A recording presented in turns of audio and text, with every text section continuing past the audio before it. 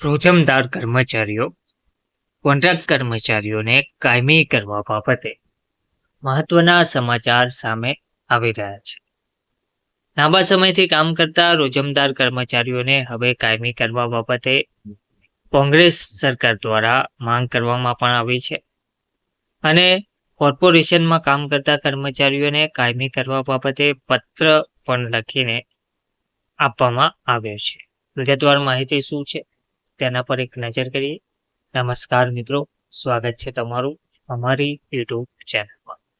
મિત્રો, કરમસદ આણંદ કોર્પોરેશનમાં રોજમદાર કર્મચારીઓને કાયમી કરવાની કોંગ્રેસની માંગ કરવામાં આવી છે. સામાન્ય સભાના એજન્ડામાં ત્રિમાસિક હિસાબ અને કોર્પોરેટરોને મળવાપાત્ર ગ્રાન્ટ અંગે સ્પષ્ટ કરવાની પણ રજૂઆત કરવામાં આવી છે.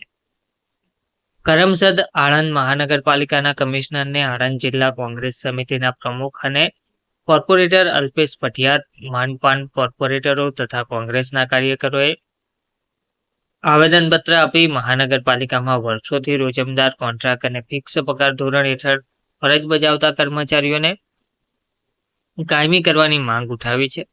રજૂઆતમાં જણાવાયું છે કે આણંદ, વિદ્યાનગર, બાકરોલ, કરમસદ, નાપવેલ, શિટોડિયા, ગામડી અને મોગરી સહિતના વિસ્તારોના લગભગ 350થી વધુ કર્મચારીઓ વર્ષ 1996 થી 2014 દરમિયાન ભરતી થયેલા છે અને છેલ્લા 10 થી 30 વર્ષથી સતત સેવા આપી રહ્યા છે. તેમ છતાં તેઓને માત્ર 10,000 થી 12,000 જેટલો માસિક પગાર મળતો હોવાથી મોંઘવારીના સમયમાં જીવન નિર્વાહ મુશ્કેલ બન્યું છે.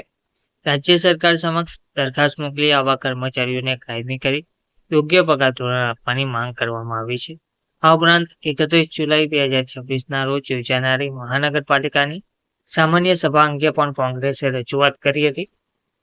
3 મહિના દરમિયાન થયેલા ખર્ચ, વિભાગવાર હિસાબ, વિવિધ ચૂકવણીઓ અને કોર્પોરેટરોને વિકાસ કામો માટે મળવાપાત્ર ગ્રાન્ટ અંગે એજન્ડામાં સ્પષ્ટતા ના હોવાનું જણાવી જરૂરી દસ્તાવેજો કોર્પોરેટરોને ઉપલબ્ધ કરાવવા અને પારદર્શિકતા જાળવવા માંગ કરવામાં આવી હતી.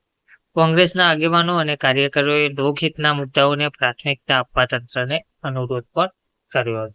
ધન્યવાદ.